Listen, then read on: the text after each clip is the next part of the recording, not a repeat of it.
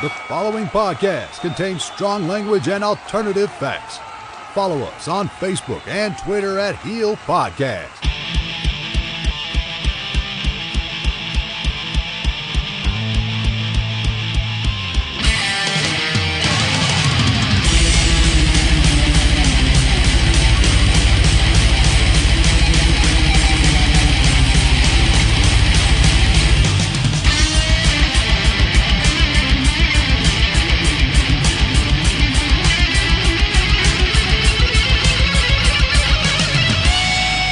Over the airwaves and under the influence, we are Turning Heel.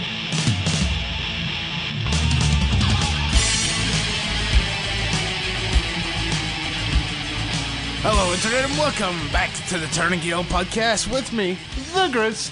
And with me, as always, he's back off the wagon. It's Chris motherfucking Hughes. I'll take 7 days. 7 days was a good run, but yeah, I'm off the wagon, bitches. He was off the wagon about a fucking hour after we finished recording. So, it pretty much, I can't even talk. I'm just so fucking discombobulated from it. Like, why even bother? Hey man, I was trying. I did say Sunday night was going to be my test, and it proved to be a test I couldn't pass. You're expelled. Ha ha ha. Terrible jokes. So, this, we're not going to lie, right off the bat, he's having a heart attack. You right? Too thick. Ah. This probably will not be your run-of-the-mill long-ass episode. Or maybe it will. Let's see. Let's see how drunk and how much shit we talk. I'm going to do a series about the shite talking. Yes. Oh, about anyone in particular? No, just, I'm going to have to hide the fact I've not seen Raw or SmackDown. Oh no, give it away. Oh, shit. Okay, well, I'll shite talk some people. Fuck One Full Show. They came back. Yep, Feud's back on. Floor's yours. That's bad. No, fair enough. Just fuck. Have you seen their new logo? Yeah, it's got your name on it. No, it's got some guy called Gris. What's a Gris? Is that like if Grizz gets a bris? Ugh, that's a horrible thought. Yeah. Yeah. Well, enjoy that picture in your mind. And on that note, I've been Chris motherfucking Hughes. And I've been the Bris. Bye. Oh, foreskin. Or no foreskin. For fuck's sake. Jesus Christ. Right, so let's just start from the top. It is incredibly fucking hot here. It is warm in here. And Chris's fucking stupid window doesn't he own? Yeah, so if I just like keel over and pass out at one point, you just hear a massive thud. Yeah, that's me just giving up on the world. So Grizz is going to take like full charge of this show. Yeah. Because I've seen nothing. Yeah. Like I said from about the start of this year, I've tried to take charge of the show more. Because I just kind of show up. I used to be like the Ben Kissel of Turning Heel. I just kind of show up and be like, I don't know, we'll figure something out. Ben's one of the best parts. His idiocy sometimes is just fantastic. I know, but like I'm an idiot enough without not having anything prepared. Well, that's true. You are a moron. I can't really. Like, I don't really have any counter to that. But I've listened to enough of us talking, then I'll be like, God damn, I'm an idiot. Right, so we'll talk very little about Raw and SmackDown. They were both pretty blech shows this week. You've seen... I lasted about 25 minutes into Raw, and then my internet connection went down, and I was just like, do you know what? I'm just not interested enough to fight with this internet connection to watch this fucking episode of Raw. Aye. I just wasn't interested enough, so I just went and done something else. It was a very blah episode of Raw. I barely even remember half the shit that happened on it. I remember Braun Strowman versus Finn Balor was a good match. And the other thing that we're going to talk about is the thing I forced you to watch just before we started. So, you're welcome. I'm not sure that's where I'd be going with that. Exactly. Right, well, do you want to take it away? It's just fresh in your eyes. It was just so stupid. I know. Like... We're obviously talking about the Sami Zayn, Bobby Lashley segment. Yeah. The crowd did not give a fuck. No. It was just sarky comments and boos the whole way through it. Yeah. See, the only positive I'll put on this segment was Sammy was an absolute delight doing the lawyer shtick. He hated us. He hated us. Like he's trying to convince the jury. Yeah. So I'm curious, how did you handle that situation? He used to beat me. That's why I wore the helmet. That's why she wore the helmet. Yeah, Sammy was great in it, man, but everything else about it was just fucking awful. Lashley was horrendous when he came out. Yeah. Oh, Sammy. Oh, the bit that annoyed, you're such a good friend. that's it. Off. The bit that annoyed me so much is like, why would you assume that he's your friend? Why are you calling him a friend? Like you could have just been like, oh yeah, this was really funny. You're imitating my sisters, but like I don't understand. Like, why would you ever think that Sami Zayn is your friend doing this? I think he was being sarcastic. Well, it didn't come off as fucking sarcasm. Yeah, he was supposed to. But Bobby Lashley should have. Yeah, Bobby Lashley only has one fucking tone of speaking. Yeah, yeah, totally. I say you're named Philly and you're a bath turd. Infamous line from his first run in WWE, which was also garbage. Yeah, Bobby Lashley's just garbage in general. I've said it for years. I know you liked his TNA stuff. That's it. I mean, like, I wouldn't say I've just never been a fan. I don't get it. I wouldn't say I liked it. I would say it was definitely his best stuff in wrestling. But you know, he had other help. He had people like fucking Eddie Edwards to wrestle on a fucking near weekly basis. So you know, if you get to wrestle fucking Eddie Edwards, you're fucking going to look good, didn't you? Well, it's going to look good wrestling Sami Zayn. Yeah. At least they might actually be able to pick Sami Zayn up. No, I'll probably drop him as well. Oh, fucking. That's probably why they stopped giving him the fucking vertical suplex as a thing, because all he's done is fucking drop people. Fucking almost killed Big Cass at Greatest Royal Rumble. Almost dropped fucking Elias on his head as well. It's like, I think he actually did pick up Sammy once and almost drop him. Yeah. But because Sammy was so light, he managed to readjust. But speaking of Big Cass, just to throw back to last week's episode, injury genuine then by the looks of things? Well, he did appear backstage on SmackDown in crutches, so I feel as if he's injured but still appearing on television, kayfabe. And I think, fuck it, we'll just go into that now then. Have you got a note on that? Yeah, so Jeff Hardy versus Daniel Bryan. Probably, which actually I do need to watch. Yeah, I was going to say. I do need to watch. See, the problem with SmackDown is because SmackDown's a Tuesday night, then I'm back to work on Wednesday. So it's like, if I don't watch it on Wednesday afternoon, then I don't have time. Then if you're going to go back and watch them, watch the main event of Raw and SmackDown. That's Balor versus Braun. Actually, I would be interested in Balor versus Braun. And it was that stupid fucking segment with the sisters.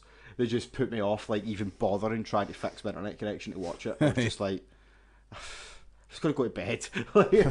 Fuck us, just knowing that was coming before it even happened. I knew it was going to be terrible. You just knew it was going to be terrible the second. Because it was like, I'm going to bring out his sisters next week. And it was going to be one of three things. Like, one, he genuinely brings out the sisters. Two, it's probably going to be guys dressed up. Or three, it's probably going to be midgets. Or little people. Whatever the fuck they like to be called. I was not very sensitive, Chris, but okay. I'm sorry if there's any little people that are listening. But like, seriously, it's like it's not like, I don't know. It's there's midgets that like to be called midgets, and then there's midgets that get offended by the word midget, and then they're like, oh, we're little people. But it's like, it's really confusing. I've watched enough of it, like, because like there was a bunch of like old midget wrestling TV shows. Like, there was one called Pint-Sized Brawlers, and then there was it was MCW. Aye, that's the one. Do you know? I think I've told you this story when I bumped into like all the MCW wrestlers in Orlando. Sorry, go on. I was sitting in a Burger King myself. I'm not 100% sure if I know this story. I was sitting in a Burger King myself. Like, I just went in to get a drink because I was pure dehydrated. When was this, sorry? So fucking warm. Orlando for WrestleMania weekend. So, but last year. Last year? Jesus, they're still doing things. So, like, I'm sitting in this Burger King with this Coke, like, drinking it, trying to work out fucking, I can't remember where Eddie was. I think Eddie was at Disney or something like that. So I was trying to work out fucking what I was going to do. So I'm just sitting in front of my phone, drinking this Coke, and then I just look up and there's like 7 or 8 little people just come in, but they're in wrestling gear and stuff. And then I was like, the fuck? And then the promoter guy came through and they were handing out like midget championship wrestling leaflets and all that, and they had their champion with a belt and all that, and I was like, what the fuck? It was, funnily enough, right beside Hulk Hogan's shop. I'm pretty sure Hulk Hogan had something to do with that, didn't he? He did, yes. He helped them put a show on in the Impact Zone like a couple of years ago. It was all part of their TV show. I can't remember what that one was called, but then like the one company, the Pint Sized Brawlers, tried to sue the other company because it was just kind of like they just stole our gimmick of being midget wrestlers and trying to make it big. And it was like, why don't you just all get together? Like, well, it sounded a bit bad, but like, just lump them all together. They're all small people. See, if I said that about anything else, then that would have been like fucking really bad. Yeah. Not that was good, but you know what I mean. I get where you're going, yeah. I'm just digging a fucking hole here, man. Let's see. Aye, so yeah, but I actually kind of wish that I could try and find those TV shows. They were very obscure.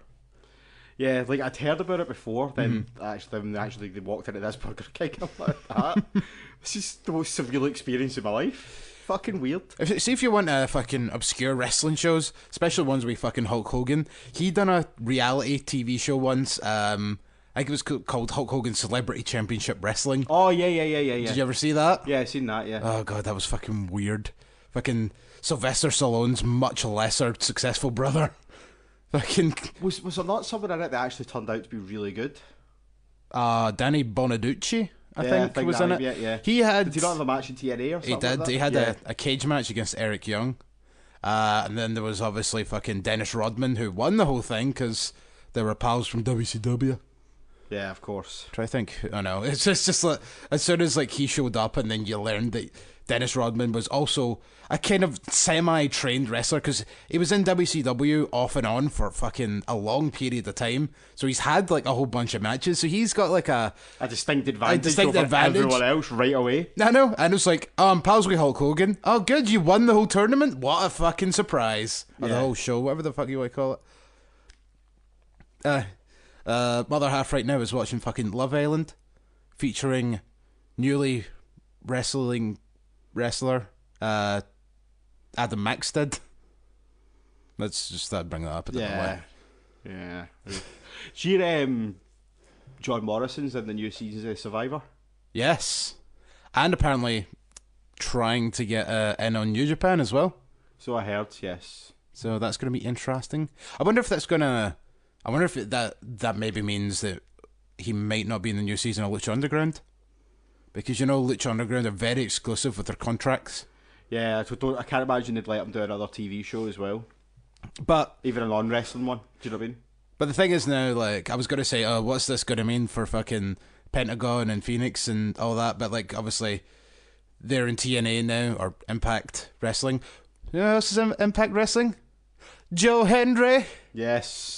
Local hero. But yeah, like obviously Lucha Underground and Impact Wrestling are pals now, so probably sure that's not a problem anymore. Aye. But like New Japan is a completely different kind of animal. So we'll see what happens with that. See if John Morrison's even still there. I've not even seen the end of season 3 of Lucha Underground.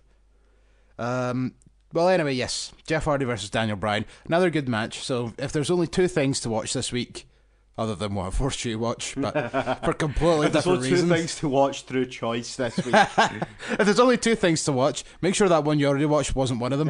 Too late. So Braun and Balor and Jeff and Bryan were definitely worth checking out. So Daniel Bryan won.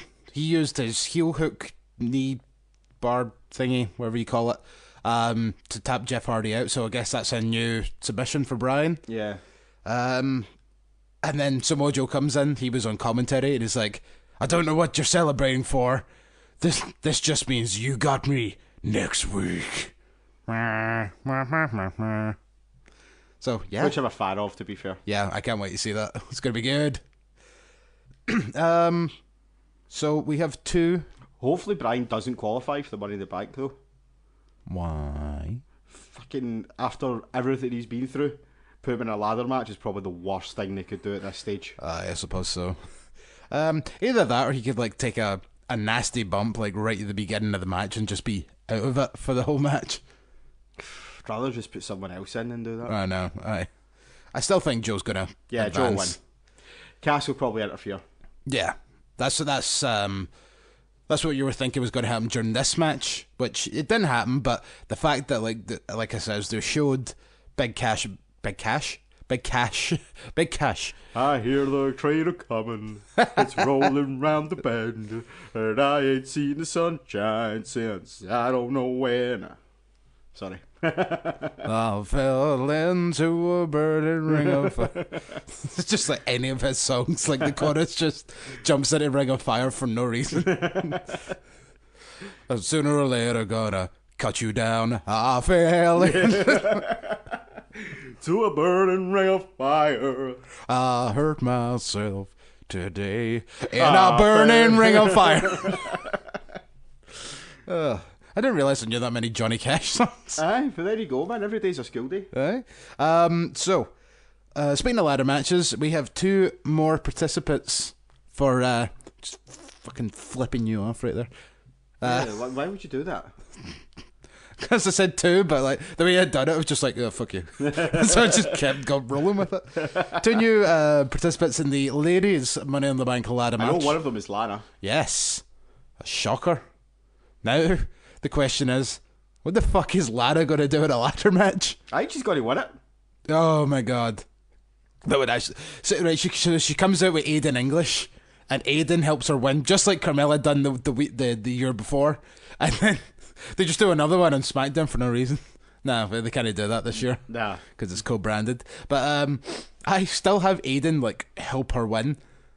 Or try to help her win. Because, like, now, like, a few weeks ago, I think we mentioned this last week, was when it seemed as if Lana was trying to get in between Rusev and Aiden, and then now she's just kind of with them, because he came out, sang a song for her, and then introduced her, and then actually he helped, kind of orchestrate the finish. It was about a 20-second match where bell rang, Aiden English pulls out this sign that says Lana Day. Peyton Royce comes round, is like, I don't think I like you. And then Billie Kay got a kiss hit the ring, and then Lana just jumps on both, chucks Billie Kay in the ring, hits the X Factor, wins the match in about 20 odd seconds, and it's like, that was shock. Yeah, I think Lana might win. I think either's going to have to say Aiden English. He's either going to help her or he's going to cost her. One of the two. Yeah. And that's probably going to be the start to the end of Rusev Day. I know. I don't think it should be, though. I like the 3 of them together. Let's just keep them together and stop this madness. Yeah. Because let's face it, as soon as Aiden leaves this fucking thing, he's done for. Oh, yeah, absolutely totally. Done for. Because, like, there's only so long... Like, even if he starts doing the singing shtick as a face now, like, it just won't be the same, because, like... He's going to end up coming out of this as the face that no one's going to care about, because everyone still cares about Rusev. Unless they make him like a monster heel, but even then, the Rusev Day is not going to be a thing that the fans will drop anytime soon. Yeah, exactly. And the other is... Did you see the interview with him on Bulgarian TV? No. Oh, it's fucking great. I'll try and find it, show you. Basically, okay, yeah, I need to go and like do something quickly anyway. It's do something. Like, I'm going to go to the fucking kitchen to get a drink, but you know, right, I'll be really quick. Basically, he's getting interviewed in this Bulgarian TV show, and the host is like, "What's your favourite feud?" And he says, "Oh, John Cena," and the host goes, John Cena, he's a world star in American movies and all that blah blah blah." And Rusev just kind of looks at the host and goes, "It's fucking brilliant." Just the face he pulls, he's like, "Well, is he though?" I don't know. I wouldn't say big star. It's fucking great, man. Rusev's the best. He is good. He's good at everything. Well done, Rusev. There we go. Nice and refreshed. This is probably why we're panning through cans so fucking quickly today, because it's so warm. It's fucking sweltering in here. These cans are so cold. Like, literally pressing them up against our heads to kind of survive. It's getting to the point where I might actually just put a brick through my window. Yeah. And then just say that somebody vandalised it and then get a free window. How come the glass has gone out the way? They were in the house. This psychopath ran in, threatened to beat our heads in with a brick, threw it at us. I ducked like a fucking hero I am. Yeah. Did a forward roll and everything. Forward roll, like it steamrolled him, like you forward rolled, took his legs out. I gave him an elbow drop and then put him in the yes lock until the police came. Yeah, that's what happened. Yes, yes, yes. And the window. Well, I told you, threw the brick and it went through the window. Either that or we could say we put his head through the window, but I think that's then we would get in trouble. yeah, definitely. What garbage we talk about sometimes. Man. Yeah, absolutely. And the other participant in the Money in the Bank ladder match, Natalia. So, up next, I couldn't give a fuck. Although with that brings me back to this point that I've been talking to you about for a couple of weeks now. The second chance match that's now sanctioned for Raw. It's going to be a 7 or 8 women second chance gauntlet match. Now the gauntlet match will be fun, but I'm so sick to death of second chances. Do you think they're going to do a 2-hour gauntlet again? That would be amazing. Just Dana Brooke for 2 hours wrestling. Nah, I don't think they'll do 2 hours, but I would be surprised if they tried to push this an hour. Yeah. I mean, WWE fucking loved their gauntlet match all of a sudden. Like, they had that one at the beginning of the year, before Elimination Chamber. Then they had one on 205 that lasted the entire episode of 205, and that one was another really good one. So we'll see what happens with this. So, like, hopefully it does go, you know, like at least half an hour, and somebody deserving wins it. I'm sure it's going to probably come down to Sasha and Bailey. Yeah, probably. But yeah, Natalia's fucking qualifying match was her, Liv Morgan, Sarah Logan, and Dana Brooke, and I was like, right, okay, I want any of these other 3 to win as long as it's not Natalia, and then Natalia wins. Yeah, of course. Who cares? Who cares about Natalia? Like, genuinely, that is the thing that I'm asking. Frumpy bitch. The answer is no one. I know. Oh, there'll be a couple of people like, Natalia's the best because she's a part of the Hart family, and then like they're actually like one of the best families in professional wrestling. Meh.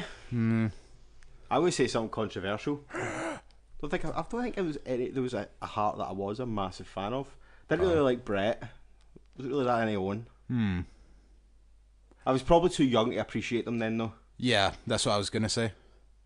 Which maybe we could get to know them a little bit better in the future. Yes, maybe we will. Maybe we will. Maybe.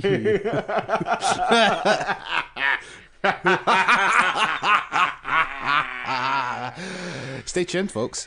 I didn't even mean that there. It was actually very almost Ted DiBiase.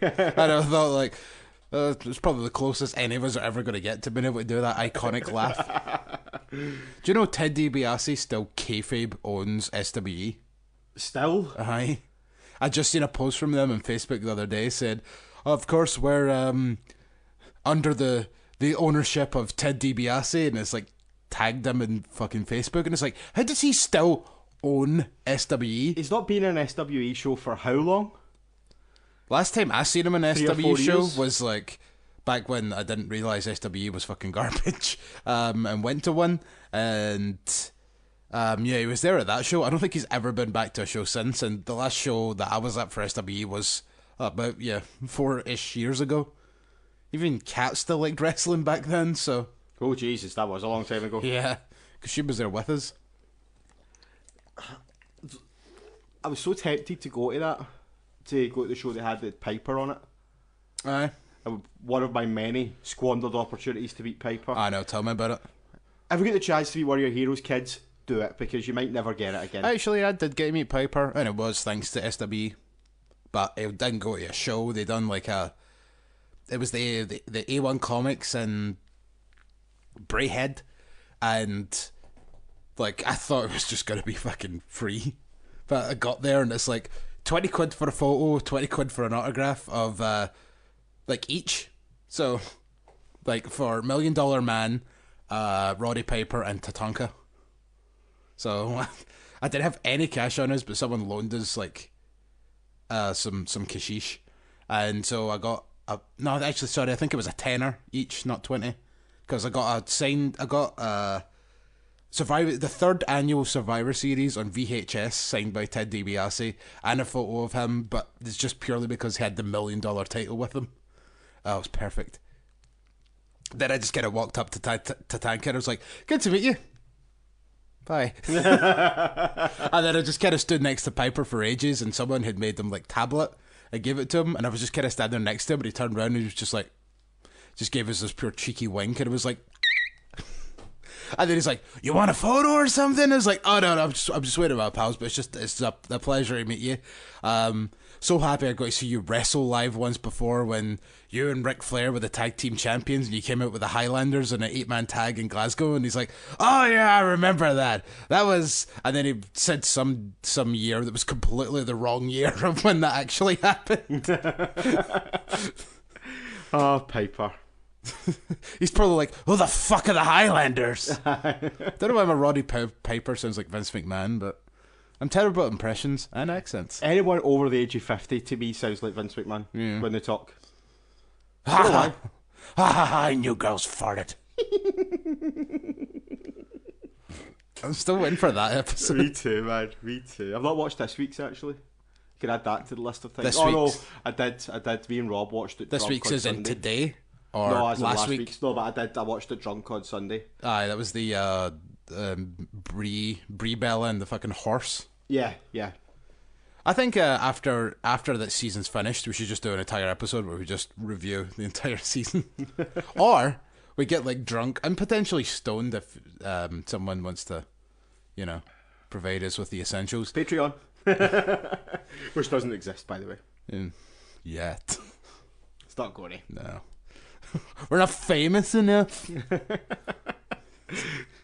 We're still at the level of paying for shit by ourselves. I know. See the amount of money that we've collectively spent on this podcast, and I'm just talking about buying fucking carryouts. Not even the fact that like all the shit that you pay for to actually record the damn episodes. Shall we go through for you, people? And we love each and every one of you for it. Thank you very much for listening. I love you. Oh God. Sorry about that. Yeah, sorry. What the fuck were we talking about? I have no idea. We digressed heavily. Yes, so fucking hell. Oh yeah. It was fucking $1 Million Man still owns SWE and kayfabe, which is damn. So second chance for the Raw divas, Jesus Christ, Raw women. And I'm going to assume probably the same thing for SmackDown because I can't think of anyone else that hasn't had a match yet. Yeah, well, because we did say that would probably happen in SmackDown.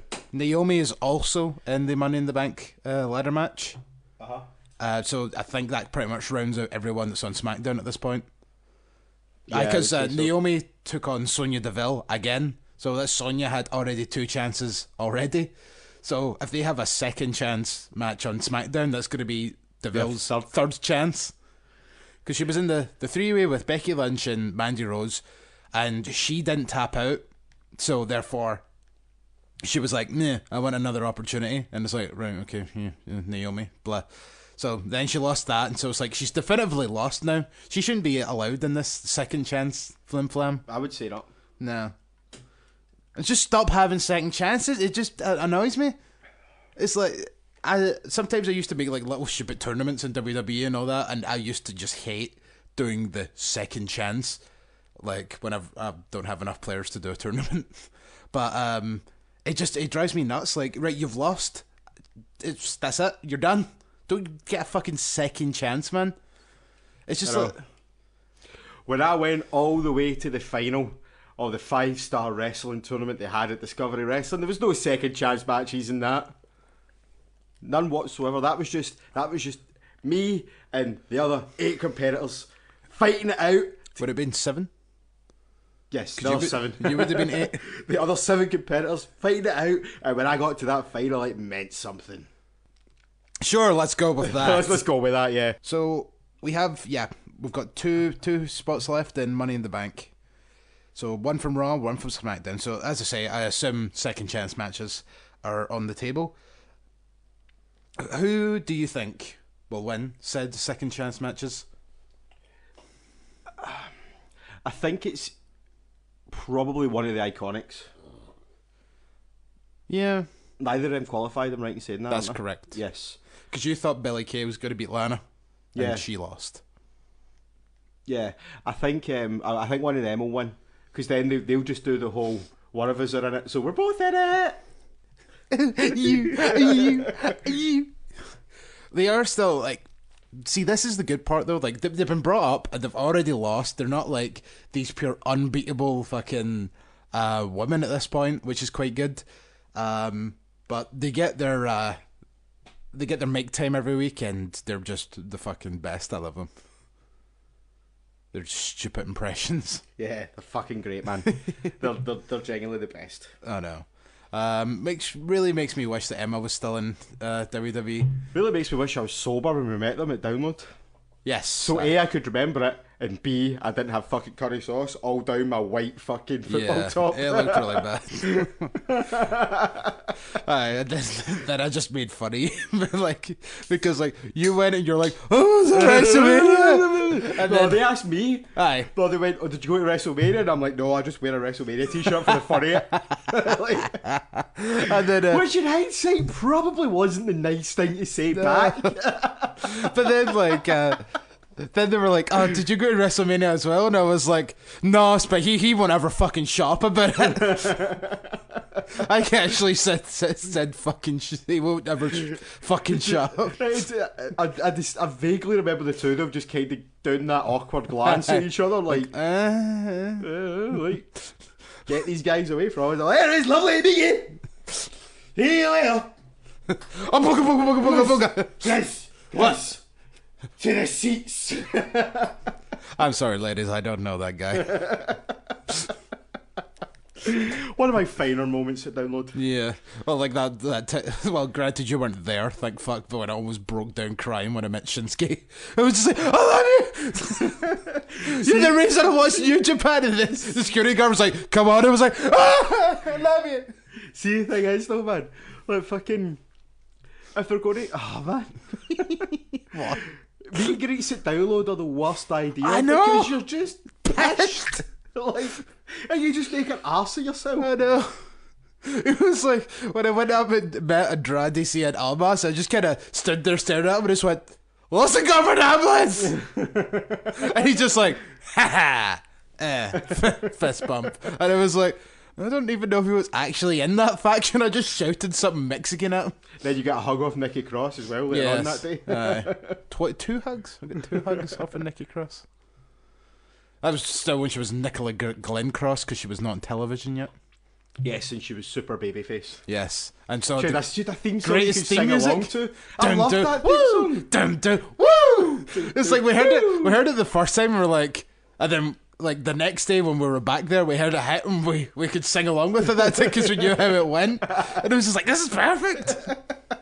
And then like that whole like that's where the podcast generated, because we sat talking about that for so long, and we were like, see, seriously, see if they want to make her a babyface, she's got the perfect theme music, the perfect look, and da da da da da. I think we should make a podcast. And then I walked around holding a camping chair shouting ho. Because you were stoned because somebody gave you the wrong pills. I don't think they did give me the wrong pills. I think they just went, do you know what would be funny? Well, I mean, this guy that's sneezing over here that's clearly in need of an antihistamine, it'd be really funny if he gave him 2 of these. That was great though, man. Did your allergies go away at least? Oh yeah, fuck yeah. So did the rest of me. Totally, man. Fucking, I can't remember, was it Blacks? No, it was Rammstein, wasn't it? No, it wasn't Rammstein. Saxon? Was it Sabbath?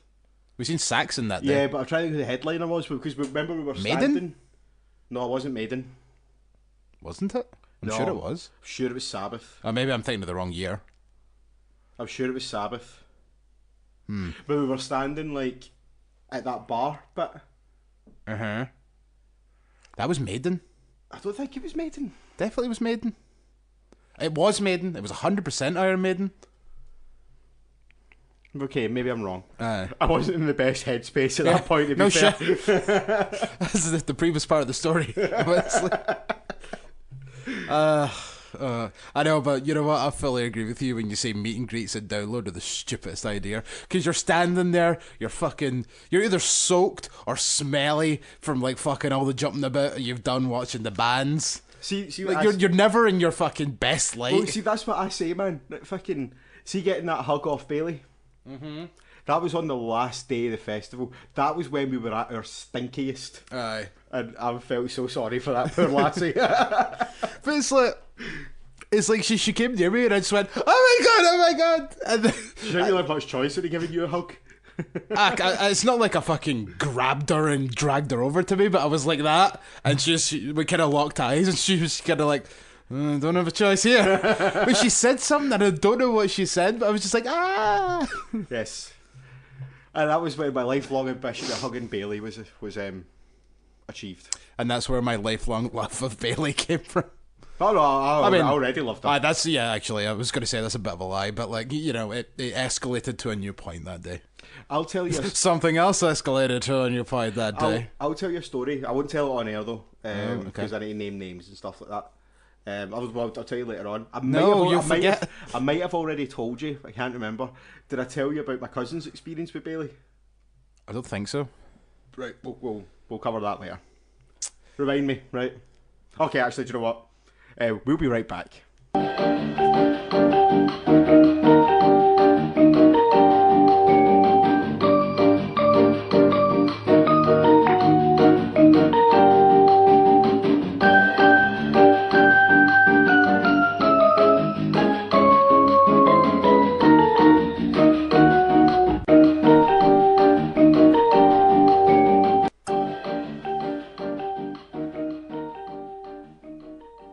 Yeah, so that was the story, and it turns out I did tell him. Can't believe Kevin Nash banged your sister.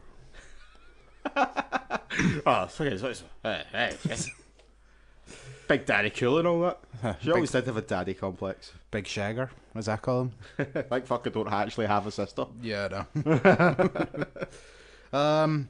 Something else that came out of SmackDown, the club just instantly became #1 contenders for the tag titles.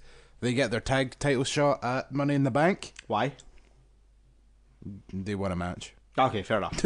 Like, literally, it was just... if they won a #1 contenders match, then that's fine. But if they were just #1 contenders, Right, yeah. it's like... Well, They no, haven't because done anything in like a year. it still literally came out of the blue, because it was like the Usos versus the club, and it's like, well, clearly the Usos are going to win. And it's like, they didn't. And Gallows, like, kicked out of the fucking Usos finisher, like the super kick into the splash. So it was like, what the fuck? Well, they're going to have to do something like that to make them credible #1 contenders, because they've done nothing in the best part of a year. I know. I mean, it was hella out of the blue. Get it? Get it? No. SmackDown. It's the blue band. Okay. And then... Let's see what you did Give there. it. I see what you did. It's not as adorable when we do it. It's really not, It's is really it? not. It's actually kind of creepy. Oh man, if I looked like Billy Kay or Peyton Royce, probably more Peyton Royce. But you know, if you looked like Billy Kay and I looked like Peyton Royce, it would still be weird because you would still be Chris. But you look like I Billy would Kay. take looking like Billy Kay, by the way. I think Billy Kay's the most attractive one. Not the most attractive one, because they're both really fucking attractive. Mm-hmm. But Billy's my bae. Really? Yeah. I would say it's the other way about. But Billy's my bae. Okay, fair enough. Well, there you go. So that means next. No, that was never going to. It's not going to cause a fallout then. Yeah, no. But if you always swap every now and again. Oh, for fuck's sake! This is supposed to be a Christ. 20-minute episode. This is going to be a mini episode, and I've still got a shit ton of stuff because we just. I think it's the heat that's getting to us. The heat's definitely getting to us, and the fact that we've both been drinking the night before. So I think like we're just refueling our fucking drunk section. Indeed. Hashtag drunk section. Woo! Is that like our fucking fan base now? Well, the drunk section. Aye. Fuck it, why not? Oh, Because like I was thinking the other day, like by the way, we're entering another wrestling quiz, and we want like really good wrestling quiz name puns. So if anyone has them, Facebook and Twitter at Heel Podcast. Right now, Rob's is winning for me. what one did he have? The Rock and Roll Sex Pests. Yeah.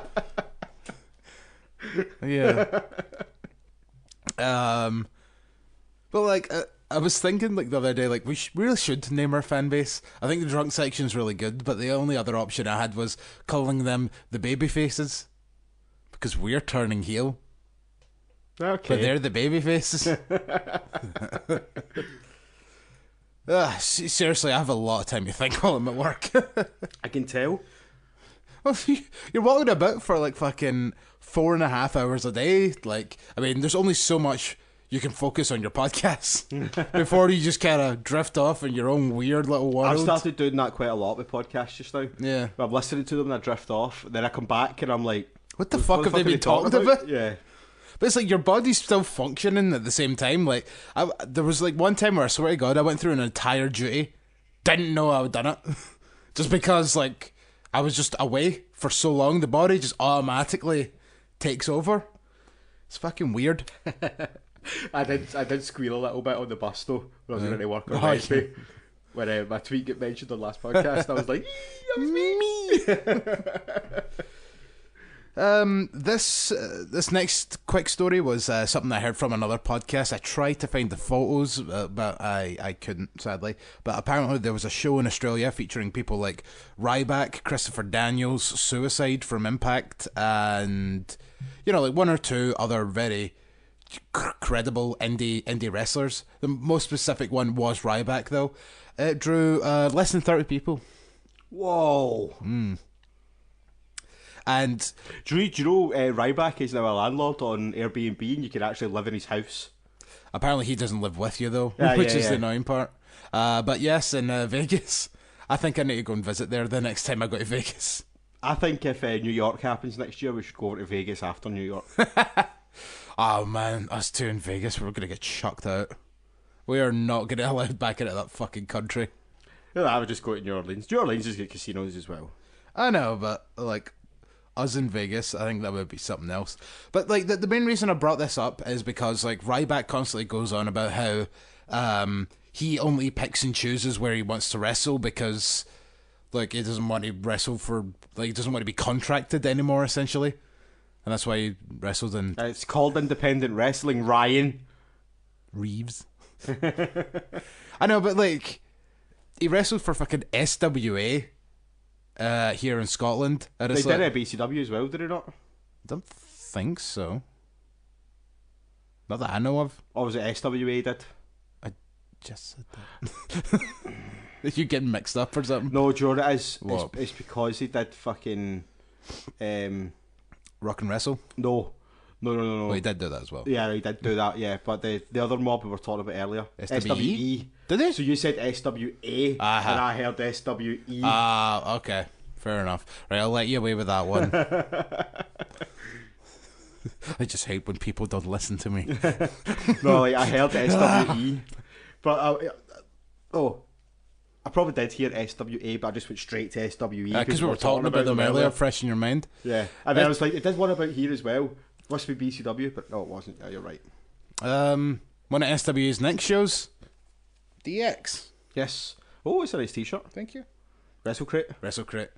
We've got two fucking awesome t-shirts this Oh, yeah. week. See those two t-shirts? What were they? This one, obviously, and the other one was Zach Gibson and somebody else that I can't tell who it is. But it's an awesome purple t-shirt. It's like a drawing of those two. I think Not it's James Drake. But I think it's James Drake. Yeah, it's James Drake. So are they a tag team or something? They're Progress Tag Team Champions. I did not know this. Grizzled young veterans. Well, there you go. See, it goes to show how little I follow Progress. Yeah. And it does make me sad that I would sit through like more shit like fucking Impact on a weekly basis than watch Progress. But it's just like, I don't know. It's just finding the time to do all this shit. I'm fucking going to see like New Japan at the end of next month, and I've not watched New Japan like since fucking other than the odd match since Wrestle Kingdom. Yeah. I'm a horrible wrestling fan. And I missed fucking Ring of Honor the other day, so missed seeing Tenille Dashwood. I tagged you in, I don't know if you've seen it because you were drunk. They're back in August in Edinburgh. Ooh, are they? Yes. Wow, that's a really quick turnover. Yeah, totally. Right, let's definitely plan to go for this one this time. 100%. Missed fucking Tanahashi. I'll get to see him in New Japan. Do you know what I found out about New Japan tour recently? Is Kenny Omega, Kota Ibushi, and Tetsuya Naito aren't even going to be there because they're on a show in America. And it's like, see, be honest, booking man, a tour where 3 of your top guys aren't going to be there, bit shitty. Yeah, that's actually made me feel a bit better about missing it, to be honest. Not so much Omega, because I've seen Omega before, so I could handle Omega not being there. But and I've seen Naito before as well. Well, I've seen Naito before, actually, now that I think about it. When? Rev Pro. Oh, okay. Not seen Kota though, so I'm gutted about that. Kota, yeah. But then, like, you look at all the people that I have the potential of seeing. So you've got Suzuki, you've got Tanahashi, we've seen Okada before. At Rev Pro. Yeah, because he was on both those shows that we went to, and you were only at one of them because you went to ICW. Yeah. But you regret that now. Nah, not really. I had a crack type at ICW. I know, just got to see fucking Mastiff versus Big Demo. Ooh, the first match. That does sound good. Yeah, so fuck you. I know, it's just because of your stance in ICW now. Like, I'm just being a dick. Well, I don't really have a pure massive stance on ICW. Just. See, to be honest, actually, it's not so much the product that I don't like, it's the fucking people. Mm-hmm. And I don't mean like all the ICW fucking originals that go all the time and stuff like that. I don't mean them. I just mean the arseholes that come in for the night out. Aye. And are just they fucking hear pains in the arse, man. Exactly. Well, ICW is going through a rebranding. Yes, and funnily enough, Uncle Dave is reporting that this progress in ICW going on in the network is back on. Yep. Which it's interesting that ICW are going through this rebranding the night before the tournament starts. Yeah. And Royal Albert Hall. Yeah, it's an interesting one. Considering, sorry, cut you off there, but like considering like part of the report was purely they says that they think that the announcement for this is going to be at the Royal Albert Hall shows. No, they think it could be at them or around them. Yeah, but I don't see why. I would think if the reason ICW is rebranding is because they're going on the network, I would presume the announcement would need to be made before that date. Otherwise, it would be painfully obvious. Nah, I don't think it really makes a difference. I think they're going to have. There's going to be WWE branding there if they're on it. I don't think so. Even if it's just logos on the turnbuckle, there's going to be something. I don't know. Well, you know what? Like as we say, it's a day before. So it's the day before, yeah. Yeah, so even if they do change and it has WWE logos, we're going to hear about it, and then the next day it's going to be like ICW, Insane Championship Wrestling, and Procast Wrestling, WWE Network. Because it makes a lot of sense that they're going to be taping these as like their first bunch of shows that are going on the network. Yeah. So like, and that would then explain the rebranding. So like, see if they don't rebrand to anything. Yeah. They just take away the Fight Club thing, then they're going on the network. Yeah. Even if there's no WWE stuff or anything there, they're definitely going on the network if that's the case. So I just think that it's going to be painfully obvious after that. I'm actually thinking about going to that ICW show now. Yeah, fuck it. I mean... See, especially given WWE's in the country, I think we might get a surprise. That too. And also, it's the day before my birthday, so at midnight, like, you know, you're just going to buy me drinks for my birthday. Alright. Yeah. Think about it. Yeah. I know a couple of listeners out there, Robert Davison, will definitely be coming to give your favourite podcast host a wee Bruce Goody's birthday. Yeah, you're not getting any off me. I bought you enough. That's true.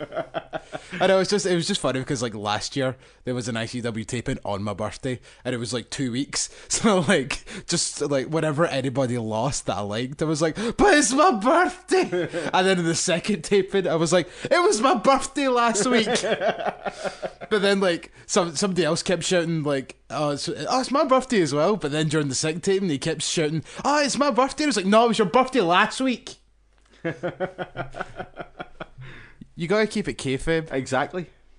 That's why I think everybody should be told to bring 2 t-shirts to an ICW taping, and then just like this weird awkward point where the first one ends and just everybody just sings.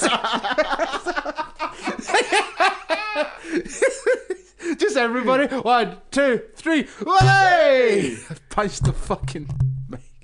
Jesus Christ, what's happened to? I think we're really losing it because of this heat, man. Yeah, totally. It's because we're drinking faster because of the heat. Yeah, as well. because it's heating up the booze as well. This is not going well at all. Right. Next up, some sports ball guy wants to learn to wrestle. Who I forgot that was. That's not even a sentence. Who I forgot that was. Yes, that was something.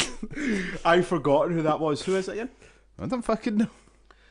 You named him the other day, so No, I didn't name him. You sent me that exact word. Some sports ball guy wants to start wrestling. yeah. But then you sent me back his name. I'd seen it that day, and I was like, he wasn't a great footballer, but I can't remember who he was. Oh yeah, and then I was like, I like how I tried to use that insult on Tito Sabatali, and you shut me down at download, because we were standing there. But another fucking download story. Jesus, Download's great. Go and watch NXT and download. People. yeah. Like, even if you don't like the fucking music, like, I'm sure you'll probably find 1 or 2 bands that you'd probably at least like. Avenged Sevenfold is on the Friday night. Who doesn't like Avenged Sevenfold? Me. Except you. You're a fucking idiot. See, the thing is though, man, see if the amount of NXT you get, the ticket price is worth it. Yeah. I reckon. And you get the festival feel. And it's like, it is X-rated. Do you know what? I would love it, man. Or adult rated. See if I had the money, right? no See, nudity. see if I was a millionaire Yes. and I had the money to do it, I would do like a wrestling festival. Restival. Just basically like tents set up everywhere with different promotions running. Would you do them all at the same time? No, you'd have the big ones. Mm-hmm. And then you'd have like some smaller ones elsewhere. Mm-hmm. And just run it like a festival. That'd be fucking great, man. Have a campsite and all that, man. Have over 2 or 3 days. Still get bands though, but bands that do pay-per-view theme music, wrestling theme music. It would be sucks because like fucking Motorhead could have been your fucking headliner, and they could have sang fucking Evolution, King of Kings, The Game. I wouldn't even have asked. They got Motorhead 100%. Aye, but after the WrestleMania 17 fiasco, or there was 21 as well. maybe 21 I'm thinking of, where Lemmy just didn't know the words to the game. Aye, He but just like, basically went, all about the game and how you play it. it's all about the game, it's game and the game. The game is the game, and you gotta play the game. You gotta play the game, and the game is the game. It's all about the game and the game. I fucking love Lemmy, man. Oh, it was brilliant. I'm pure thinking who else. Downstate, that would be a good shout. They've got about fucking like 8 wrestling themes. Junior, yeah. Who else? Shinedown. They've done so many. Shinedown, Outerbridge, Saliva. They've all done Kid Rock. nah. What? I mean, like, the music would need to be like the sideshow, because it's all about the wrestling. Couldn't afford to bring in like all these big massive bands. You bring in fun bands like Junior and maybe Psychodelic and who else? I'm trying to think. Fozzy. Fozzy is probably doable. Yeah. Fozzy's very doable. Fozzy would be a headliner. Oh man, then if you got New Japan, you could have fucking Jericho in a match. Yes. Man, WrestleFest has to happen. I have a feeling we have a future fantasy booking episode. Like for realsies. Let's say the two of us put all our money together and we got the book. So you decided to book half and I booked half. So like all the little indie promotions. But then we have like NXT and New Japan as our 2 big ones. And then let's book it. Future episodes coming soon. Okay. I don't quite know. We need to work out the rules, but yeah, we'll work that out. We'll hit the pub, we'll talk about the rules. I like that rule. Mainly because the pub's involved. Of course. Right, can you actually like have a quick Google of who this dweeb is that we're talking about?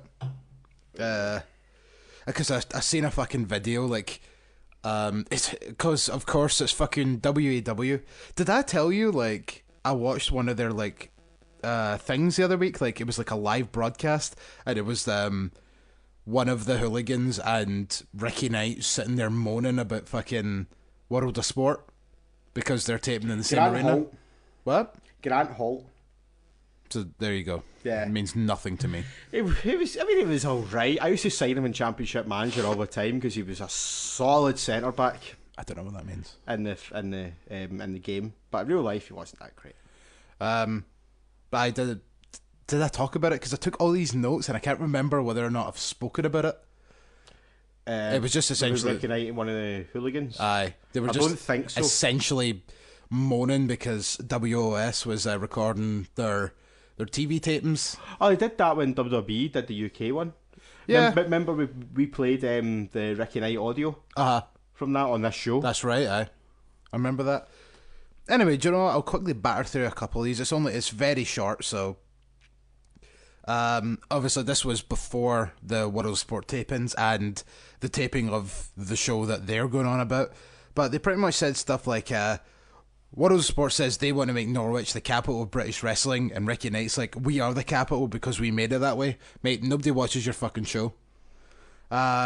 Ricky Knight says WOS are screwing them over because they're giving away a free show a week before their WAW show. And it's like, well, if WOS is a free show, then people will still have money to go to your fucking show. In fact, it might even work out a bit better for you because you might still get out-of-towners that might be like, oh, well, there's another show next week. Why don't we go back? Yeah. Apart from the fact it's in Norwich, which is the arse end of fucking nowhere. Well, if you're local-ish. Local-ish, yes. If you live anywhere around about London, you're fine, but... He says, they could have done it in June or whenever. And it's like, well, yeah, because it's not like, you know, World of Sport has, like, a contractually obligated time where they need to, like, edit all that shit for television. So I hold it off a couple of months just because Ricky Knight said so. I've made my feelings on Ricky Knight very clear on this podcast. Yeah, he's the least liked of all of that family. Because he's a fucking idiot. I mean, listen to the stuff I'm just saying that he fucking said. Ricky talks about living in a council house and not having a lot of money. And then, I mean, surely they're making a fucking bomb considering The Rock is making a film about them. He keeps saying you should be. Oh yeah, that's right. He kept saying like, oh, you should bring me on as an advisor. I was like, why? Yeah. Like, why? He hasn't really ever done anything. I know. It's like, I literally wrote, like, so I write down, like, what he said, and then after it, I put my notes, so I literally just wrote, this is a different show than WAW, so fuck off. People will watch it. Oh! Turned down for what? What? Oh, their shows are bad though. Like I watched a couple of them. They're terrible, and they're full of like fucking Johnny No Name wrestlers, and then people like Jack Jester and the Hooligans. Like I told you about one of the shows once where, like they had these cuts like during matches of the Hooligans like and Ricky Knight running backstage. They like it looked like they were doing the fucking Bushwhackers thing while they were doing it, and like it got to the point where like. So they're making their way from somewhere to the arena, and then from the arena right out into a match. So they're wearing like fucking street clothes while they're doing all this, and then when the Hooligans come out for their match, they're just all of a sudden in their ring gear, and it's like, did you not think of that when you were recording these? That you're wearing completely different clothes than your fucking ring gear, and then also that they were. Did they at least put earlier today? No, they made it seem as if this was live. As in, like, they were making their way to the ring. Because the Hooligans ran past, and then security stopped in front of Ricky Knight and says, oh, no, we're not allowing you to go out with him. And Ricky Knight's like, I fucking own this company. And it's like, he still didn't go out with them. It's like, you're clearly not fucking running the company very well if the security guards are just going to stand up to you like that. Aye. So Ricky Knight wasn't allowed to go out with him. And then but that was the implication. They were like, oh, we're going to go out of the ring right now and we're going to beat the shit out of these people. We're in our fucking regular gear, regular outside gear. And then all of a sudden they just come out the entrance in their wrestling gear. And it's like, what? That's fucking bad. Ugh. And then you go into the actual wrestling. Right, so then after that they keep saying they want WOS to work with them. And then, so, like, why are you constantly, like, bitching about the company and then saying that you want them to work with you? It's like their own independent fucking company. Why do you need to work with them just because they're recording in the same area as you? That's like, see, this would be like fucking if Mark Dallas started bitching about this when, like, WWE comes to town for, like, one show. Or, like, one or two shows. Like, this is just, like, the exact same thing. Like, except Mark Dallas is fucking smart enough to realise that, you know, WWE is its own fucking show and has nothing to do with ICW. Well. And plus, he's also savvy enough to know that if he runs a town the same time as WWE is always going to win. Yeah. I mean, let's be honest. Like, right. And they have done it before. Yeah, they have done. Done it more than once, actually. And I'm pretty sure the first time they did it, it was an accident. Because there is no way they'd have booked a town the same night as WWE. Yeah, I think it was just one of those things where they booked it so far in advance, and then WWE booked their shit, and you were just like, "Well, we're kind of locked in for this now." I think it was Nottingham the first time it happened. Aye. Then the second time it happened was Cardiff, but by that point they had the working relationship. Yeah, so that's when Triple H showed up. Yeah, but like that night in Nottingham, where they were like, "Fuck it, man! Like, let's just." And they did like really promote that show as if let's stick it to WWE and come and watch independent wrestling, which is fine. Yeah, it's a show to fucking sell tickets to. Aye, of course. Like, I'm pretty sure he didn't mean all the shit that they were saying about it. Right. Do you know what I mean? It's the underdog bitching the big guy. Aye. This is a completely different kettle of fish though, because WAW is terrible. Right, last two things, and these are the parts that really stick in my craw, if that's a saying. I'm not sure it is. I'm gonna stick in your crotch. Yeah, stick in your pee hole, because that sounds painful. Yeah, really. Rick and I keep saying he has thousands of hours of wrestling that he'll give away for free to get on television, and he claims it's $500,000 worth of wrestling. So thousands of hours. So what are you going to give, like, fucking some television company fucking matches from like about 8 years ago? They're really completely inconsequential at this point. I'll give you that. I will totally give you that. But $500,000 for thousands of hours worth of TV content's actually, yeah, that probably makes sense. But that quality that's true of wrestling is what I'm saying. Like, I've watched enough WAW to know they are not a good wrestling promotion. Hence why you never see them in the top fucking echelon of when people talk about UK wrestling. Just you said WAW there, something just popped into my mind that I meant to tell you about. I can't remember where I seen this, and I'm now not entirely sure I did see it. I might have drunkenly imagined it. I think I seen somewhere that they're bringing out a documentary on WWE, World Wrestling All-Stars, which I actually would fucking really like to see. Jesus. That's Jeff Jarrett's first venture into wrestling promotion. That's right, aye. If that happens, we need to watch those fucking shows. There's only 5 of them. One of them was recorded in Glasgow. Yeah. I've seen a couple of them, actually. I was at 2. Oh, yeah? They were in Glasgow twice. One was just a house show. Yeah. And the other was a pay-per-view taping. That's right, because I remember, like, those the pay-per-view taping was Sting's first match since WCW folded. Nice. I know. I looked at some of the card, and they had people like Frankie Kazarian and Shark Boy and all that, and it's like... Aye. Those shows were great, man. I know, like, that's the really annoying part, is, like, I was just like, ooh, well, it's not WWE, so I don't give a fuck. Because that was, like, my first year of wrestling. The weird thing is, though, man, see the house show, not the pay-per-view, but the house show I went to, the commentators, you could hear them in the arena. Aye. which was fucking weird. That's a weird thing that they like some companies do, and I don't understand. Why would you do that? Because like you can't have a commentator slagging off a wrestler because he's like, bitch, I can hear you. I can fucking hear you. And it was Jerry Lawler was the commentator there as well. Ugh. Back when he was good. I know, but still. There was a lot of like really bizarre stuff because like there was this Nathan Jones came from there as well. Aye, that's right. I knew he was a part of that because he was on one of their first show I think was in Australia. Yeah, and he was made to be like a pure massive star in that show. And then right, so there was this other company like try and see if we can look up some of the shit later. They done like 3 TV tapings.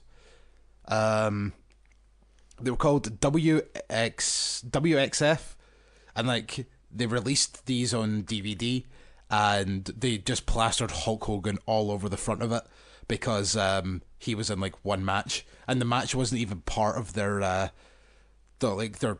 recorded TV shows. It was like a bonus match, and it was Hulk Hogan versus Mr. Perfect. And Jerry Lawler was like on commentary for that. Josh Matthews was there as a wrestler. AJ Styles was there before they became famous.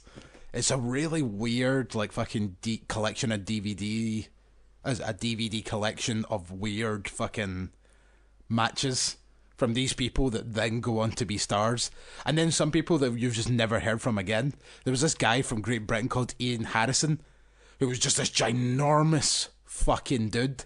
And I don't mean fat, I mean like fucking arms about that size, like fucking size of your head. And his finisher was he put your head between his legs and just crushed your head. So I mean, You see, when I was in primary school, we had our own like wee wrestling company in primary school. Yeah. And I can't even remember what the primary what it was called, but one of the guys, primary school? No, the company. Dickweed Wrestling. Oh fuck yeah, I can't remember what it was called. But anyway, one of the guys in that was in my class, that was his finisher. It would just squeeze your head between his knees, and fuck me, it hurt. Yeah. Like, these were matches where there was no predetermined outcome as far as we were concerned, man. We just went until someone gave up. That's always the funniest part. It's like, oh, we're going to play wrestling, and just a fucking license to beat the shit out of each other. Someone in my school got fucking tombstoned, but actually hit the fucking ground and needed to go, like, I don't think it was like that bad, but like they were kind of shooken up by it a wee bit. But yeah, needless to say, wrestling wasn't allowed anymore in there. Yeah. Right, last two. We get banned as well because I broke my wrist, right? Yeah. Not wrestling, I did it something else. But like, I got the cast off, and the next day after I got the cast off, I had my first match back. I was in an arm bar. My teachers are like, he's just in a cast off. Like, just because the cast is off doesn't mean it's healed.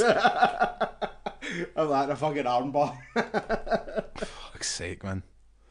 Right, last two quick things, and then we'll take it away. Mauro Ranallo done an interview recently saying that it was not JBL's fault that he left SmackDown. It was due to his bipolarism, and so he just had a mental breakdown one week when he was meant to go to SmackDown. And as I kind of said earlier in that weird fucking conversation we had, like, he's like, oh, it was too much to take, but for some reason, like, he decided to drop WWE as opposed to all his other rinky-dink little fucking boxing and MMA promotions until go on. I informed Grizz that he called Mayweather McGregor. But nobody watched that though. It's not like it was the highest grossing boxing match of all time. It was pretty gross. Yeah, it wasn't great, to be fair. I know, but like, I mean, what I meant by that was, because I completely forgot that he called that for a start. But like, there was just like some rinky-dink little fucking MMA promotion that my dad had on once while I was like kicking about his house, and I just heard Morrow like prattling on as he normally does, and I was like, huh. I don't know anybody on this show because they're not MMA famous enough. And so it's like the little things like that you know, like drop these rinky-dink little shows if you want to do SmackDown. That's just my opinion. I don't really know much about him. He did a lot of big boxing fights. Did he? Yeah, is it FS1 he works for? I don't know what that is. Or worked for, I think it was FS1. But yeah, man, he did a lot of big fights. Maybe I'm just an ignorant cunt then. And actually, he's actually doing a pure good job, but Plus, I'm just like... Plus, don't forget, there isn't a massive MMA fight every weekend. There's MMA on every weekend, but there's not a massive fight every weekend. Sometimes it's just the house shows, because UFC record and put everything on. Yeah. Even the show in Glasgow a couple of months ago that I was at was on BT Sports. It's just a fucking house show, essentially. Aye. Like, so I didn't fucking... The only people I knew on that card were the fucking Scottish guys. Mm-hmm. Do you know what I mean? It's so, just because it was on TV doesn't mean that it's a rinky-dink as such. It's just fucking... It's just what they have to do, because they're in competition with WWE. Mm-hmm. Let's be honest about it, they are. Yeah, well, UFC is. Yeah, that's what I'm talking I wouldn't about. say anyone else. Yeah, so that's what I mean, UFC. Sorry, I was only partially listening there. I was trying to do something. UFC are in direct competition. Not direct competition, but some form of competition with WWE. Sports competition. Yeah, WWE put out new content every week. Yeah. So they have to do that. So do UFC at this point, man. But the difference is, because UFC is shoot fighting, yeah. Realsies. they can't put out the type of shows WWE's putting out every week. Mm-hmm. Because theirs isn't scripted. They can't. So there's going to be shows every week, which there is, where you don't know anyone that's on it. Yeah. But a UFC fan will still sit and watch it. Yeah, I guess. Do you know what I mean? So just because there was no one on it doesn't mean that it's not, because that's kind of like someone building their way up. Yeah. To be like a John St. Pierre or fucking a Conor McGregor. Do you know what I mean? See, that's the good thing about being ignorant. You get conversations like that where you learn stuff. No, I'm not trying to teach you anything. I could be completely wrong in what I'm saying. Just my point is... Don't think you are. My point is, UFC put new content out every week because they have to. And they can't have Conor McGregor and fucking... Ronda Rousey and Brock Lesnar out there every week. Exactly. Like, they can't be done because they genuinely need recovery time after fights. Because they legitimately get their heads kicked in. Do you know what I mean? That's just the point I was trying to make. Yeah. No. Like, I know it is a bit of ignorance for me just because, like, I'm a wrestling fan, no other sports, they're good. But the thing is, though, there's plenty of ignorant fucking UFC fans. Trust me, they'll be like, but wrestling's fake. Yeah, but wrestling's fun. Of course wrestling's fun. UFC isn't always fun. No. Speaking of UFC, actually, can I just talk about something? No. Oh, okay. Fuck you then. Right, go for it. No, just, I find it interesting that Punk's... Yes? No, keep going. Okay. Punk's and Cabana's court case starts this week. I don't know if you've seen that officially. Wasn't it something along the lines of they were looking to settle? Yes, but it looks like the settling hasn't worked out because the jury has now been recalled back to the court on Tuesday, I believe, is when they're due back. Like, I can't believe that Punk is taking this fight on the 9th of June. Because this case is going to go on a few weeks at least. It's insanity he's taking this fight. Knowing that this was... He's probably not been given much choice in it, to be fair. Mm-hmm. If he'd won his first fight, then he probably would have had a wee bit of grounds leeway for negotiation. But plus, this fight's been booked for months. It's like... Yeah, but we all knew he would have known this court case was due. Sorry, it's just my fucking charger keeps falling on my phone. It's pissing me off. No, he didn't know about when this court case was going to start though, because it should have started last week. That's not something you just get sprung on you. You know that months in advance as well. Yeah, I suppose so. But maybe he's just really hoping that within the next month they may get wrapped up. But let's face it, it's WWE. They're going to continue fighting. But the fight's the 9th of June. The fight's in like 3 weeks. 2 weeks. I miscalculated. Yes, you're right. It's probably just over 2 weeks. Yeah. Fair enough. It's fucking insanity. Anyway, I just wanted to quickly cover that. Yeah. So I take it we're going to watch that fight? You can't. I can't? Nope. Why? Because it's on the 9th Oh, of shit, June. yeah. Well, actually, saying that, you never know. There might be a place that might show it. So, because obviously it's going to be on well after all the bands are done. I don't see them showing it. Don't you? Nah. It would cost a fortune to show that. How so? Like, because it's they need to pay for the pay-per-view. Oh no, technically not, because it'll be on BT. They still need to get a public license to show it and stuff. Like when they showed WWE, when they showed NXT, that was the year that NXT was there, so that was probably part of the deal that they could show it. Yeah, maybe. And it made sense. Yeah, they'd have to have shown it because a lot of people would have been like, "What the fuck's going on?" Yeah. Had they not did that. Not like too much actually happened on that takeover now that I remember it, but I think the Revival like won the tag titles and then that was probably about it. Yeah. Right, so one more quick thing and then I've got... Authors of Pain debuted. Was that their debut? Yes. Right, we've got one more quick thing here, and then I've got one thing that I want to run by you, which may take another couple of minutes, but then that'll be us. For this Minisode, Yep. there's now 75 minutes in. Yeah, yeah. I blame the download stories. I blame the alcohol and the heat. Yes, I would definitely blame the heat. It's really... right, so two people rumoured for the next Mae Young Classic and the rumoured dates for them. Tony Storm, obviously. There's rumours that she's signing soon. Yes. And she dropped the Progress Women's title the other day. Indeed. So. And Io Shirai, who was... She's kind of like one of the big three that was with Kairi Sane and Stardom. And she was going to get signed as well. But like she had like neck issues and all that, so they kind of backed out on that. But I don't know if it's just because of like, you know, Daniel Bryan coming back and all that maybe they're wanting to give her another look. She's obviously still been wrestling for the past year since then, so there's just seems to not be any problems with that. So maybe they're looking to maybe bring her in this year.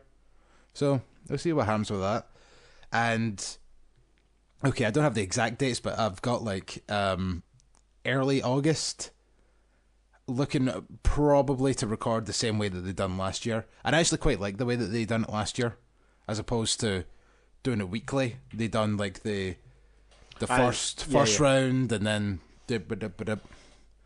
so if they do that again, let's more of that because that was entertaining. And the last thing of the day, just something I seen on the way here, actually, so I'll tell you the backstory. A former WWE employee was asked by Triple H's assistant to make a list of top independent talents that they thought WWE should sign. Essentially, this man was tasked in making WWE's wish list of free agents in the year of 2012. And it's amazing to see who is and isn't on this list. It's also interesting to see which names WWE has sent. Which names has since come to WWE. So we've got 20 names here that in 2012 WWE had essentially bookmarked. Yes, bookmarked. Good word there. Yep. A vocabulary genius. So I can't say vocabulary. Yeah, exactly. Vocabulary. So number 20, Josh Alexander. I think he works or worked for CZW. Number 19, Tyson Dukes. We seen him recently as... Was it Tyson? Yeah. It was Tyson Dukes. He was on the Bound for Glory show that we watched last year. I was going to say I know that name from somewhere. Mm-hmm. No idea who the first one was. But he was also in the Cruiserweight Classic. I think he went out in the first round. As Tyson Dukes? Yes. 18, ACH.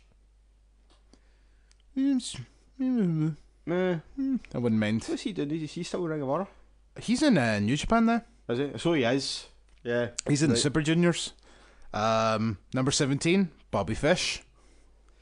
And next to him, he has in brackets Hard Worker. Number 16, Kyle O'Reilly. Number 15, Tommaso Ciampa. 14 and 13 kind of baffle me. Lancelot and Harlem Bravado. Okay. You may know them from Ultimate Deletion. for the tag titles. Aye, I was going to say I know that name for Varo for somewhere. Yeah, that was the only thing that I could think of that you've probably seen them in, other than maybe a very random Ring of Honor match. But they were never like that highly like it's like, oh my god, look at this Ring of Honor match that they were in. So aye, you've seen them from the Ultimate Deletion. That was the one with the tag titles, and they were the ones that wrestled for fucking ages against people. And then Hornswoggle and Rockstar Spud came in. Aye, that's right. Yeah, because like they kept winning, like just getting by. Aye, and then like yeah. Aye, and it was like, really, those two? Those are the two. That's the tag team you want to put over. Okay. Number 12, Uha Nation. Yep. They got him. It's Apollo Crews now. Number 11, Samurai Del Sol. Who's he? Let's play a game. No idea. He's on the roster right now. Kalisto? Mm-hmm. Ah. So how I got that? Because his finisher's called Samurai Del Sol. I don't know if I'm pronouncing that correctly. It's not... Samurai Del Sol. Samuray Del Sol. Fun fact, he was actually booked for Progress and had to cancel his booking because he signed for WWE. Poop. It would have been awesome to see him live. I think it was Progress's first show he was signed for. Jesus. In 2012. Colt Cabana. Colt Cabana was booked for the first show of Progress, and he's number 10. But I mean, they had him for a while, and they done fuck all with him. Yeah. Number 9. Which, if you ever get the chance to go see him and Brendan Burns' stand-up show, and they tell the story, which I'm pretty sure is completely made up, but it's still funny as fuck, about Colt Cabana's first day on the job in WWE. Fucking great. How did that go? He's like, asked him he comes into the building and stuff, like, Vince wants to meet you. So he stayed up to meet Vince, and he's like, hey, Colt Cabana. Vince shakes his hand and all that. And it's like, so, you're Jewish! we gotta work out what we're gonna do with you, so, tell me about yourself. Yeah. Well, I like comic books. I'm a podcaster. I'm a stand-up comedian. I'm Jewish. I'm Jewish. I'm also really into action movies. And whoa. Wait a minute. What did you just say? I like action movies. No, but before that. I'm Jewish. He's Jewish. We got something here. We'll put him in a good with taxes match. A four-skater and a pole match. A hell in a... Oh, no, wait, that's not a good one. Shit. I'll give The shower match. Fucking... it's so funny. I know, because I could totally believe Vince was like that. I don't actually think that's what happened. I had no idea what you were talking about until you started. I was like, I know exactly what he's talking about. Number 9, Christina Von Eerie. That's an interesting one. Because I think she would have been quite good, because she's the pure punky girl with a giant ass fucking mohawk up to about here. She doesn't have it anymore, but back in 2012, that was prime Eerie. Number 8, Alex Shelley. Yeah. Oh man, I'd love to see Alex Shelley in the machine guns. The machine guns in WWE would have been great. Absolutely. Just because, especially since you're looking at this is 2012. Fucking the machine guns were probably on their fucking. They're in their prime then. Aye, their prime. They were on the roll. Their role on Impact. I think that was during probably the time that they had that beast of a fucking feud with the beer money. Beer money, yeah. I was going to say the beer money. The beer money. I'm assuming both members of Beer Money are on this list as well. You're wrong. Really? Yep. Number 7, Carl Anderson. In 2012, though, that's I have to say, like, Bullet Club. Yes, very much pre-Bullet Club. I can't say that I knew the name of Carl Anderson in 2012. No, me neither. 100, definitely not. In fact, like, the thing is, I know all of these names now, except maybe Josh Alexander. I know of him. Probably not seen a match of his. But I can't say in 2012 I knew who Carl Anderson was. No. Number 6, Kenny Omega. which WWE did have at one point. Yes, he was in their developmental. Yep, in Kentucky, OVW. No. Oh God, what's it called? Deep South Wrestling. That was is that in, the one in Kentucky? no, that was in Florida. Deep South. Kentucky is OVW. Yeah. That's what you I said. said, but I thought he was in OVW for some reason. I thought he was part of the. I may be totally wrong here, but I thought he was part of the Cena Lesnar class. I don't think so. Okay, fair enough. He was definitely in Deep South because I've seen like like videos of him like making his entrance, all that, and it's just watching that and going, WWE, you really did not know what you fucking had. Yeah. And yeah, so like Deep South then became FCW, which then became NXT. Yep. Number 5, Prince Devitt. Wonder whatever happened to that guy. Yeah, no, he just seemed to disappear. That was only a couple of years after that he was signed in. He must be opening up an orphanage in Ireland. Yeah. With the help of El Generico. Yeah. I mean, El Generico's like off in Mexico, or was it Spain? Mexico, yeah. He's But looking after the orphans in Mexico. But yeah, it's probably one of those things where it's like they have a working relationship, former wrestlers looking after the orphans. Number 4, Ricochet. Which took longer than expected, but very much so. But granted, I'm sure in 2012 he looked like that photo that I showed you the other day of what Ricochet looked like. With the giant fucking hair and aye. Completely unrecognisable than he is today. Number 3, Adam Cole! Baby! I'm never going to get tired of that. No. That's the funnest thing. Right, number 2. Do you know when it's even funner? What? Doing it at Bourbon Street. Doing it at Bourbon Street was so much fun. I'll bet. Just because all you need to shout is Adam Cole, and then everyone else is least a handful of people will just go, baby! Number 2, Jay and Mark Briscoe. Oy. What's wrong with the Briscoes? I like the Briscoes. A little bit of controversy with the one of them doesn't like the gays. I forgot about that. Yeah. Okay, yeah. I mean, back in 2012. I mean, Jesus Christ, they're fucking rednecks. Yeah. And number 1, already been mentioned in the list. Sorry, not in the list, but has just been mentioned in the past couple of minutes. Who is it? Let's see if you can pull this off. I forgot what we were talking about. I can see his cogs working in his head right now. It's like a hamster. Chris Sabin? No, but that was a good shout. It's like a hamster running on a wheel. Has he been mentioned directly? Yes. Oh, fuck. He was mentioned within the past 3 minutes. Go on. I don't know. Number 1 on the list in 2012 as an acquisition to WWE was El Generico. Oh, fuck. So, right. That's the top 20 of who they should have got, or who they were trying to get in 2012. So that's 6 years ago. So how many names is it then in total? Well, right, I'm going to count Tyson Dukes because he worked for WWE for a period for the classic.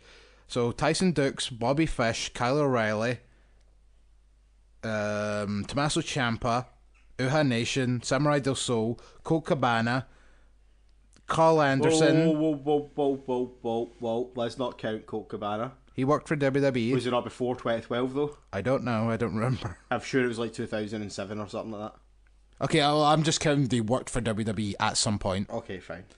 So we can look into that later. Carl Anderson, Kenny Omega, Prince Devitt, Ricochet, Adam Cole, and El Generico.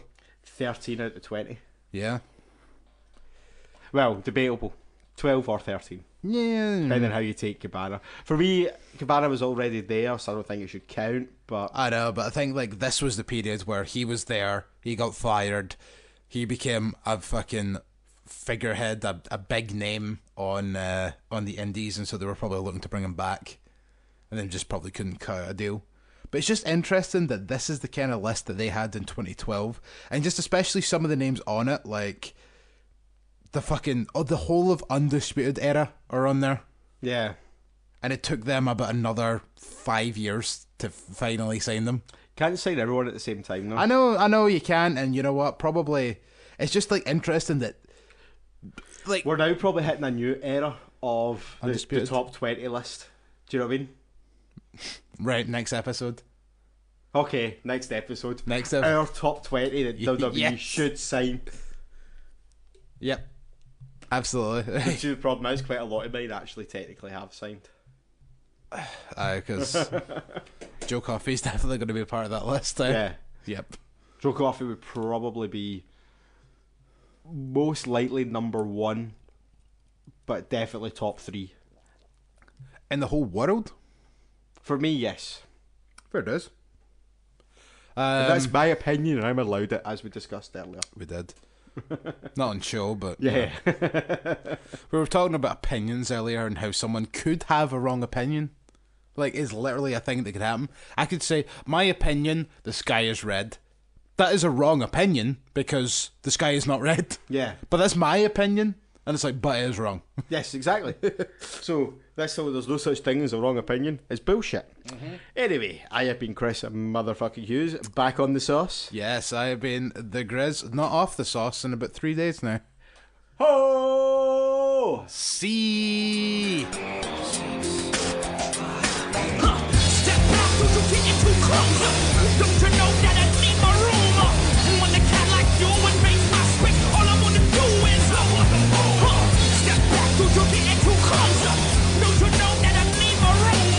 And when the cat like you invades my space, all I wanna do is bring it on if you really want it, if you really need it, if you really need to feel it. Break it down, I'ma really float it, don't go really eat it, you gon' really need to see it. I'm having a bad day, you better stay, yo boy, I'ma let you haters hate it. Jealousy and envy get you nowhere, you're green in the face cause I made it. If another little punk jumps up to get beat down, everyone's gonna see now. And another little chump runs up, they want sit down, and then they're gonna get clowned. Anything can occur when your hearse is gone, only you are dead wrong. I'm a man, I'm a ward, and my ward's my bone with the right and wrong. Step back when you getting too close. Don't you know that I need my room? And when they cat like you invades my space, all I wanna do is step back when you getting too close. Don't you know that I need my room? And when they cat like you invades my space, all I wanna do is I never in a million years ever feel when looking at the enemy. Won't see me smiling ear to ear. I am here checking out an EMC. I'm a lion, not a Zion. With you iron lungs, go hide behind your guns. Stop lying, you trying too hard. If anybody comes, I'ma make them suckers run.